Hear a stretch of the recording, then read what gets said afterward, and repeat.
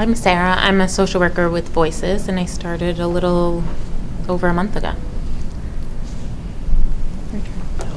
I'm Anne, and I'm a special ed teacher, and I lost a brother to 9/11 related illness. He was a first responder down at Ground Zero. I'm Julie. I'm about to be graduating from the counseling program here. Oh. And so I'm just starting my career. I'm in an internship right now at an IOP and just want to get as trauma informed as I can. Wow. What's an IOP? Intensive outpatient program. Oh. Which one? It's Gen Psych. It's in Bridgewater. Do you know John Connecticut. Brady by chance? Yeah. He's a professor here, so I know that he's getting his PhD in Washington as well. Oh. So, no, Bridgewater in New Jersey. I was actually in DC. I just moved to New Jersey 4 years ago and started the program. Oh, so you lived in D.C. Mm-hmm. I was actually in Amsterdam at 9/11, so I was not in the country when 9/11 happened. So that was an interesting attack of homesickness to be. I had just moved. Right. I'm originally from Atlanta, and I had just gotten married and moved to Amsterdam, and had only been there a month when 9/11 happened. And it was pretty intense to be. Yeah, far away I from can home. completely identify with that because I was with, I was down at the Reuters building as soon as they let people in from outside in. Mm-hmm. And most of the people in my debriefing was saying they just wanted to go home, and most of them had relocated here, Mm-hmm. and home was in Michigan or California, or and they just wanted to be, so that need to be close to people. and when airspace shuts down, Yeah. and you can't fly across the ocean if you need to, it was It's it's a little nothing compared to being there, I'm claustrophobic. sure, but Yeah. it was. Well, they felt trapped in New York City, which is what they said. They couldn't get out. Mhm. They just wanted to go home and be with their family. So I can really understand that. And another caveat is some of my colleagues from APA were in South Africa doing a racism conference. There was the World Racism Conference that was being held, and they couldn't get back to the U.S. Now, they were very happy because they said we can stay longer in South Africa. It was a nice vacation spot they were in. But they also, at the same time felt some longing to be home. I think anytime you feel like your freedom is being thwarted in some way, that it can feel like that. I'm Vicki. I'm a volunteer with Voices, and I was also out of the country. I was in Australia at a conference, and it was very strange because there was, quite a large American contingent, but there were people from all over the world, and everybody just rallied around us and was like, we couldn't get out for several days, and so they just found ways to entertain the people that were stuck there and stuff like that. It was interesting. That was the thing for me. My son was going to a British school, and I remember that because it happened in the afternoon for us, and I remember to go pick up my son. I thought, well, who am I going to talk to? Because the British people here aren't really going to care that this happened. It was like it was such a very personal thing. But then to have everybody, I went to a wedding that weekend, and parents of somebody who was actually in Manhattan when it happened were reaching out to me and consoling me, and I'm like, your son was there. It was just an amazing outpouring from around the world. It was So two people weren't in the country on 9/11.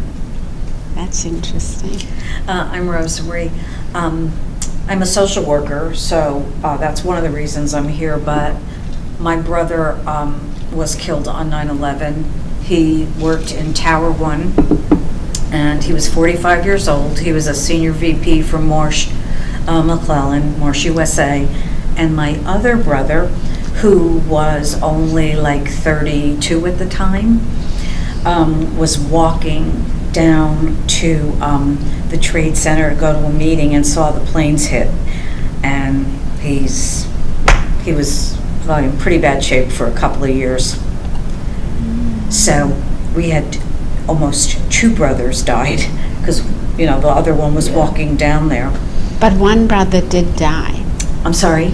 Your one brother did die. Yes, the one He was on the 100th floor of Tower 1. They had like no chance. No one heard Right. from that floor. Right, right. I've done so much reading and everything on this over the years. I could write a book. Actually, no one lived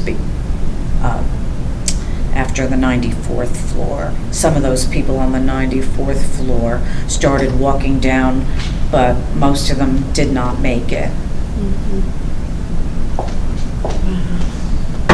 And so- Sorry for your loss. Yeah.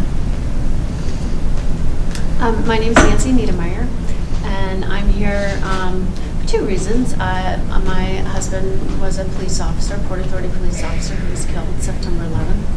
And the other reason I'm here is because I just got my LAC in November, and I just got a job at a private counseling place, and so I have like 15 to 25 clients a week. And everything is because of trauma. So that's why I'm here, really, to learn. We just Sorry, I'm late to introduced. the Yeah. party. We just introducing ourselves and saying why we're here. So I'm Connie Palmer. I'm the Clinical Training Director of Imagine, a Center for Coping with Loss in Mountainside. And trauma is a part of our work. You know, the death of a parent or a sibling is traumatic, and some of the deaths were incredibly traumatic: suicide, homicide, car accidents. So this part of the day and this breakout session is to just bring us out of, you know, all the difficult things we heard today. So I don't want to go too deep talking about, you know, our reactions, because this is the last session, right? We have one more. And then you're going to do Mindfulness. Yep. mindfulness, right? So, you know, I didn't get a chance this morning, and I didn't want to be too clinical, but there are a few clinicians here, so I'll just talk about it very quickly. I have a model of doing therapy. It's a trauma model, and it's based on debriefing model, because I've done a lot of debriefings in my lifetime, and the debriefing model works very, very well. And I've kind of adapted that for my individual work. And I actually adapted it for my life, because I live my day that way, you know. So just to give you a graphic of it, I don't have it on the slide. It goes like this, like a U, right? But you open up the U, so it's like a bell curve upside down. Okay. Did you get the picture in your head? Okay. So I start the day off by, okay, I get up, I look at my calendar, I decide, okay, what do I need to do today? I might do sort of one little self-care thing like stretching, or I drink lemon juice with water, right? So it's something to just sort of get me going for the day.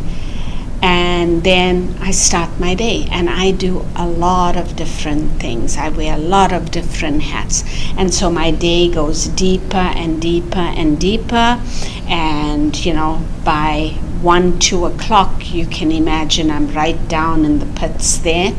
And then by the evening time, I'm pulling myself up again. Okay? So bringing myself back into my head, doing relaxing things and coming out. That's where I feel we need to be right now. Okay? So it starts with the cognitive, affective, and you come back to the cognitive. You can use the same model when you're doing therapy with someone, and that's why I like it as a therapy model, because you start off, and again it pulls my CBT training. Ask your client, how was your week? Do a check-in. You know, what do you want to talk about today? What are the issues, you know, that you need to cover? And you as a therapist keep it in your head. Then you process it all the way, and you watch the time, and when it's like 15 minutes left, you make sure you bring the person up again and say, so what are you going to do in the coming week? How are you going to take care of yourself? What are your plans? Right? Any questions about the model? It's a very strengths-based, empowering model, right? Because it teaches people how to do therapy on themselves. Because at the end of the day, you don't want people to be dependent on the therapist. It's not healthy. Definitely not. No. And one of the first things I tell people who come to see me is, Mike, oh, there, you drew it well. Very good job. This is how it looks. Yeah. That's Good teacher job. making. Yeah. So I tell them, you're welcome to see me as long as you want to, but my goal is for you to get better and to leave. And I'll still be here when you have more new issues, right? Just on Tuesday, I saw someone back again after 2 whole years.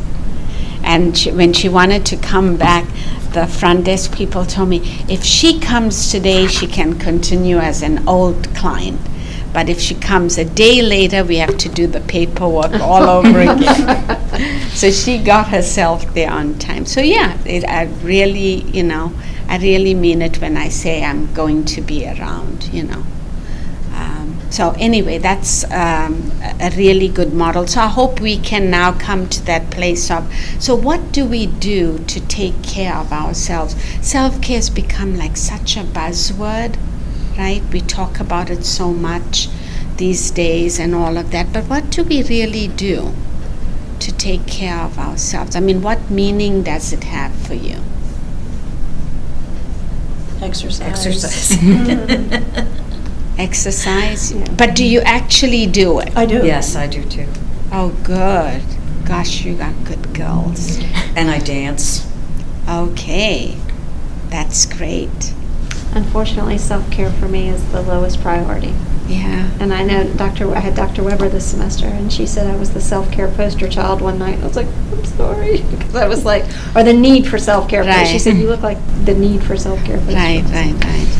Yeah.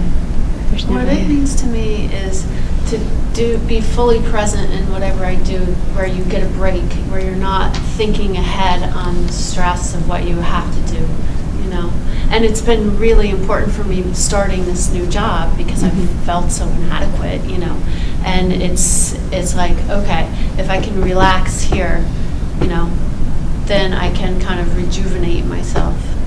Right. So what you're alluding to then is mindfulness. Yes. Right. Yeah, I've been practicing that. I've taken some online courses with Mindful Schools and using it in my classrooms. I do social skills with kids, and a lot of them have anxiety, so helps me and it helps them. We do it every once in a while. We actually had an expo last night, and we had a mindful room, myself and another teacher, and we had the lights dimmed and we had the lavender diffuser going, Oh, yeah. and I had a nice thing from YouTube going with the meditational music and nice Right. slides, and I had coloring sheets and calming jars, and so the kids would come in, some of the younger kids, some, and the adults came in.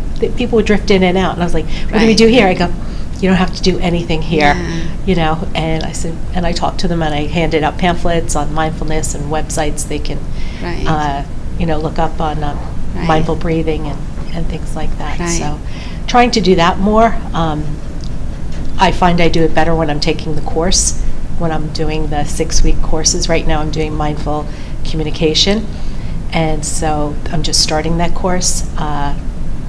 So that helps me when I'm doing that for myself.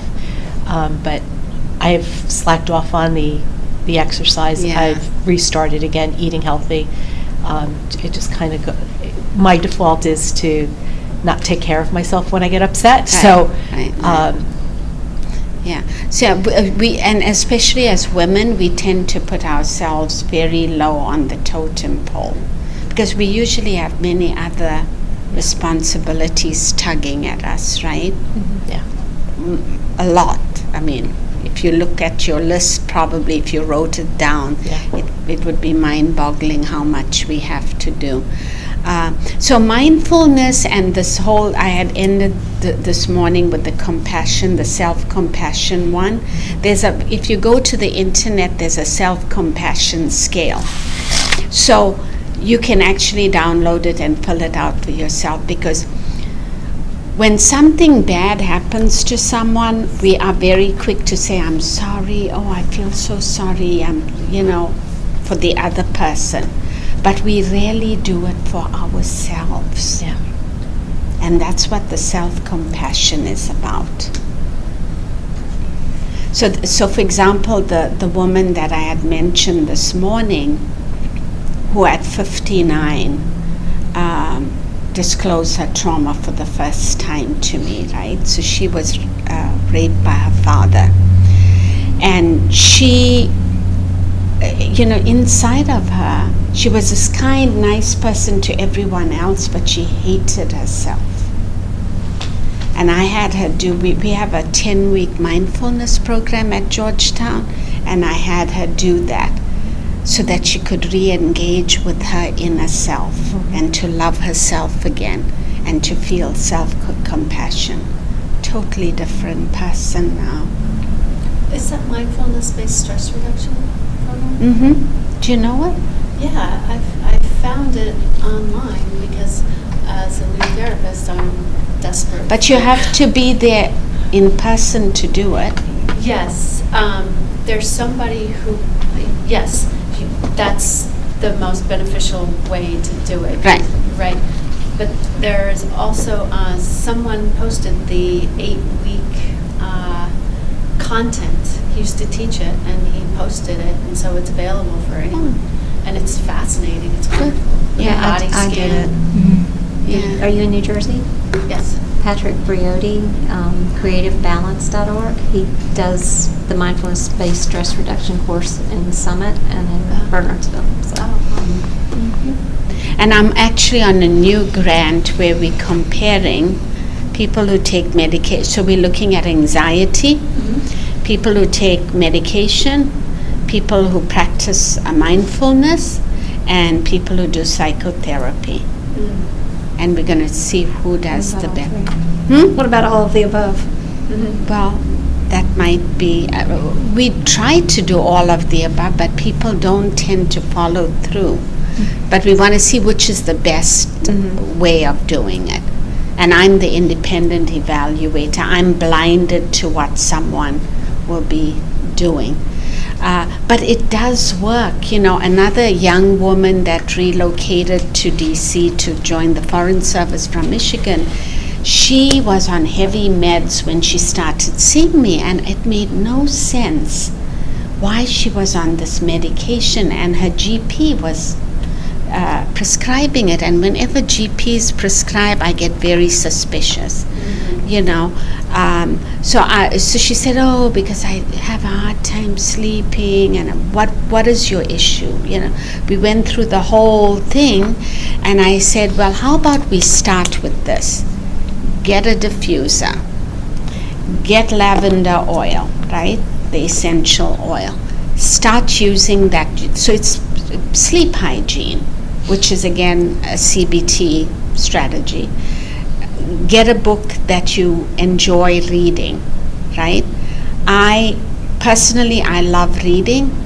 I do my best work between 11 and 2 in the morning because I publish a lot. So that's when I do my papers and all of that. But the last half hour of that, I will read a novel, and I read voraciously.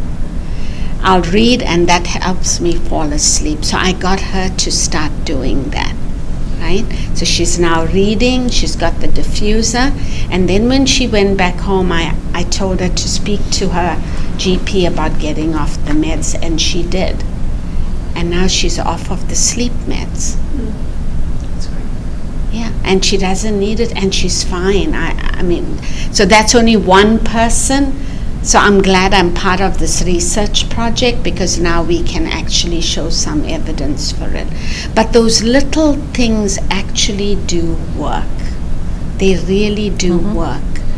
There's a whole literature on essential oils and how quickly, within seconds, your body absorbs the oil. Did you know that?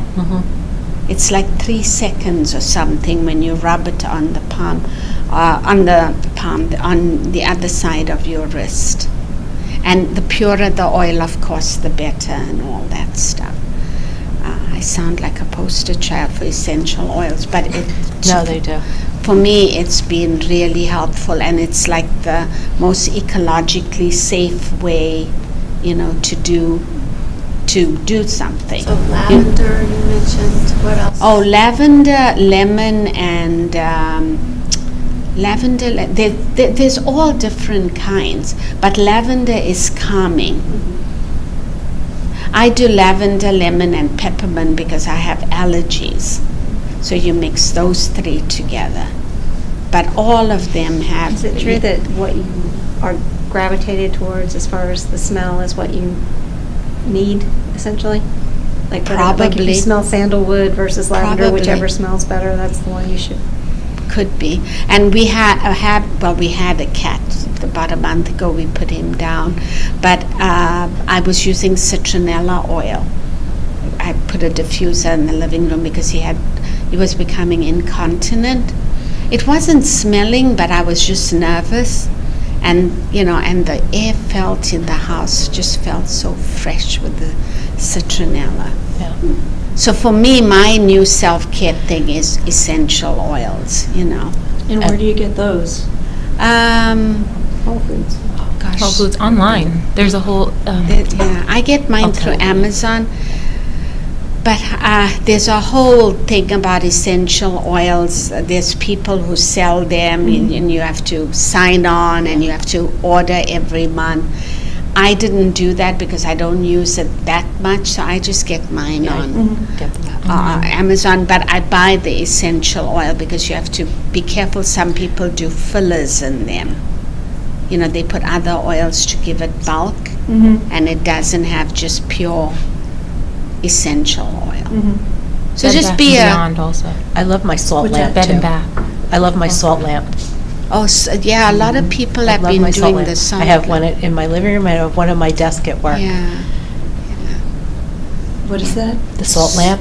A salt lamp? Yeah, salt lamp. You see them. You can get. I got mine on Amazon, but you've seen them in the stores, and they're like a pinky color, and they have a little light bulb in it, and they diffuse like ions into the air, and it helps with anxiety. They say it helps purify the air, and so Yeah. I like Yeah, the way anything it looks. natural, I think, is good, because we consume too many toxins. So anyway, I got her off her medication. She's doing fine, and hopefully, touch wood, it goes on being that way. So what other things do people do to give you positive, post-traumatic growth? That's the title of this workshop. She has one. I think. So, I heard what you said about the cognitive in this. So, but after a day of listening to trauma and grief, I need some time down here before I can kind of enjoy the rest, my evening. So I, talk to a friend, I journal, or, I find some way of taking what I've been carrying, and, everyone has different rituals, you can brush it off, but I need to talk about it. So that's, I phone a friend. And I think the other thing about self-care for me is that a lot of that negative self-talk that you were mentioning before, is talking about that specifically. Because I think, how many mistakes do we make in a day? We're doing very hard work, we're going to make mistakes, we're going to forget things. So I think also very overtly talking about not just pushing those things down, but actively finding someone that I can. Brene Brown does a lot of work on that, and I feel like there's, because I'll carry that with me unconsciously and not really be able to be present because there's this shame stuff that's just. Right. Yeah, and what's so important about what you raise is to figure out what works for you. Right? So I'm also that kind of person. I need to talk to someone. And sometimes I'll talk to 3 different people on my way home. Right? And they each think that I'm talking to them for the first time about it, which is fine. Right? But it's my business, right? So, and I'm usually listening. So talking is like cathartic for me. So that's good that you know what works for you. Now, there are some people who don't like to talk about it. They would prefer, in order to regroup, to just be in a space alone with no one, right? Everyone's different, right? The most important thing is knowing what works for you. Because only if you know what works for you will you then do it. Right? Otherwise, it's just going to hang out there and it'll be like something, like we did the exercises of writing down what you plan to do. You can plan it, but you might not do it if you don't really like to do it. So just having an attraction to that. When I was doing a debriefing earlier this week, I was telling people, the cat that we had to put down, we had him for 18 years. And, I'm not even a cat person. He didn't, I don't know how I fell in love with this cat when he died. Because when we put him down, I didn't realize how much I missed him. I just missed that, the padding of his feet down the stairs and, checking his litter and yelling at my husband if it wasn't cool, And so all those things just caught up with me, and every day I'd come home and I'd cry because I felt a missing presence. And one day, so he's still on my laptop, I started writing. I said, when Speedy dies, and I just let this gut-wrenching, feelings out into that piece. And I let go after that. I haven't completed it. I probably need to, and submit it somewhere to help someone else, like some cat magazine or something. Because the loss I felt was worse than with my mother dying. I don't know why. I mean, with my mother, I knew she was going to die. I think that was the difference. I may have prepared for it. But with this cat, it was like I missed a limb, Maybe you felt guilty too because you didn't appreciate A lot of things, all that folded in, yeah.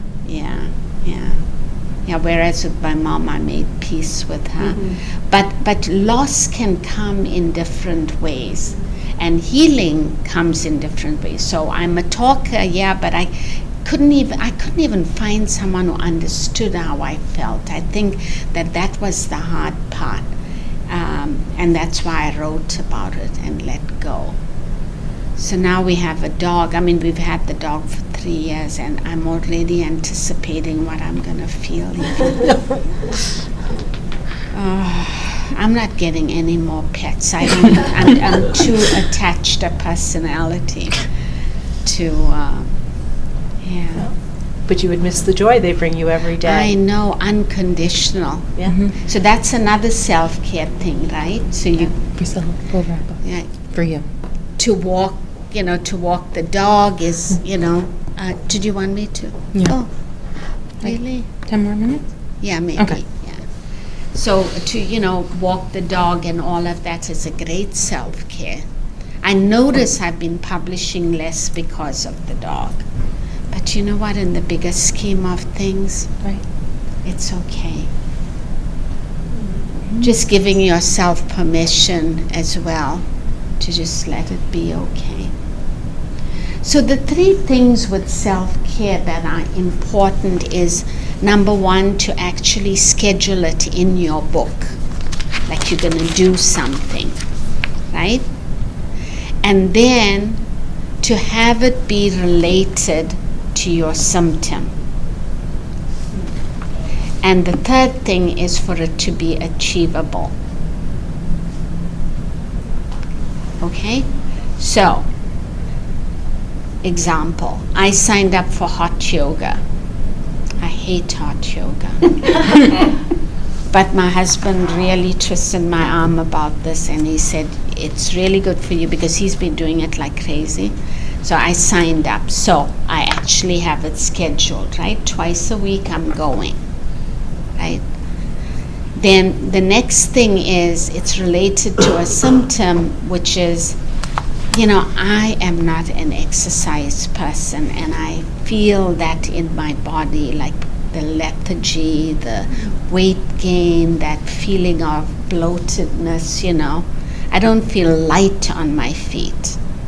So it's related to and when I feel that way, I feel miserable, I feel sad, I feel down, right? So it's related to that, it's going to alleviate it, right? Yeah. And then it's doable. I mean, it's just like 5 minutes away from home. What excuse do I have for not going? You hate it. So I'm fighting that by making all these 3 things line up good. Do you feel better after it? Always. Yeah. Yeah, always you feel better after, but just getting yourself in that room. Hopefully one day it'll change. But anyway, the benefits far outweigh my resistance, so I'll do it. So sometimes people will say, self-care, I think I'm going to go for a vacation. I think I'm going to go for a vacation is too vague. Where are you going? What are you doing? Right? You have to have a plan. That's my point. I've started doing acupuncture now, and I find it so relaxing. And Mhm. a fellow was coming out as I was going, he goes, enjoy your rest. Oh, yeah. And you do. I mean, it's a funny thing. You have Yeah. pins all stuck in you, but you're laying on your stomach for like And you half the can't time. move, And yeah. you can't move, and it's a darkened room, and you have the heat lamp, and you just kind of you relax. You don't have to worry about anything. Yeah. And then she takes those out and turns you over and puts more pins in you. And Right. there's nice music going, and it's my Right. time to relax. It's an And opportunity I feel better. for mindfulness, Yeah. real opportunity Yeah. for mindfulness. Yeah, so that's my forced mindfulness on a Right. Saturday morning. But try to do something, Yeah, it's like opposite action from DBT, where you want to just stay home on the couch and Right. eat Doritos, and instead you need to go out and run. So. Right, yeah. But make sure, again, that I keep saying it, that you have to schedule it. Because otherwise, it's going to build up, the stress is going to build up, you're not going to even notice it creeps up on you, because burnout is like that. Secondary vicarious trauma, it creeps up, and then it becomes burnout. When you can't get yourself out of bed to go to work. You never want to get to that stage. So that's why you do all these things we take our cars for, oil change, right? Rotate the tires, all those things. But we don't do the same thing for our own precious bodies,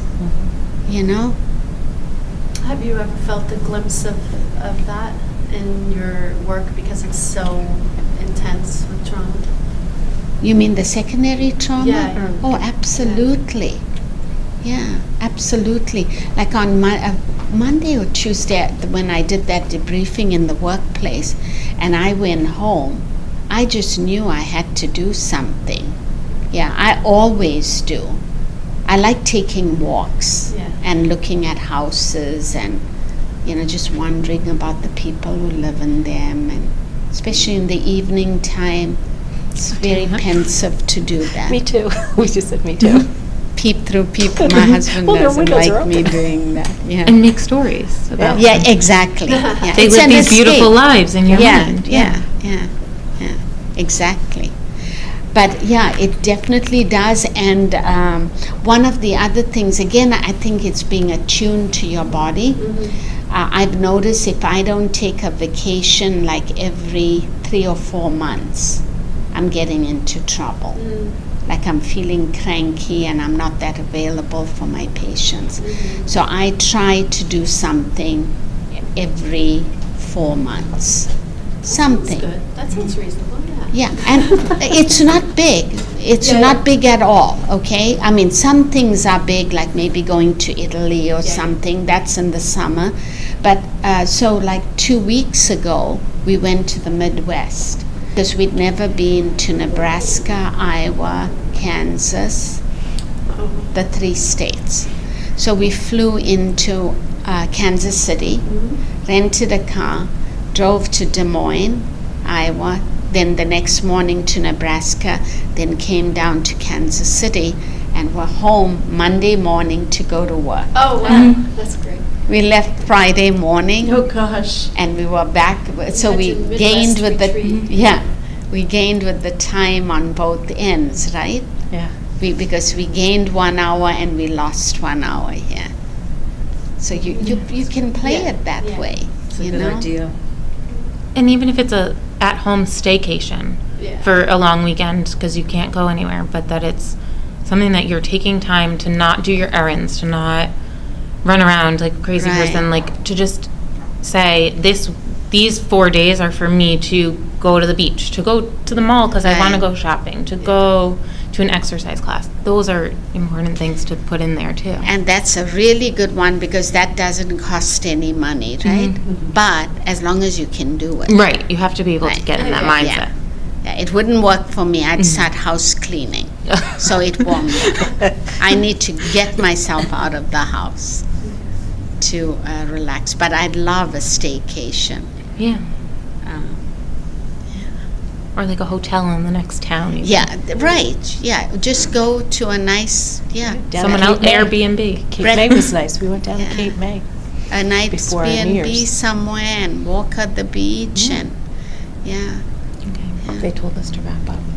Okay. Okay, so we done? We're done. Oh, thank you. Thank you very much. Okay. Unless anyone has questions first. Yeah, any questions? No? Okay. So just remember self-care. People always ask me, how come you still, like doing trauma work? Because I do self-care. If you do the self-care, you can keep doing it. You will not feel burnout. And having good colleagues. Definitely. That's the most important.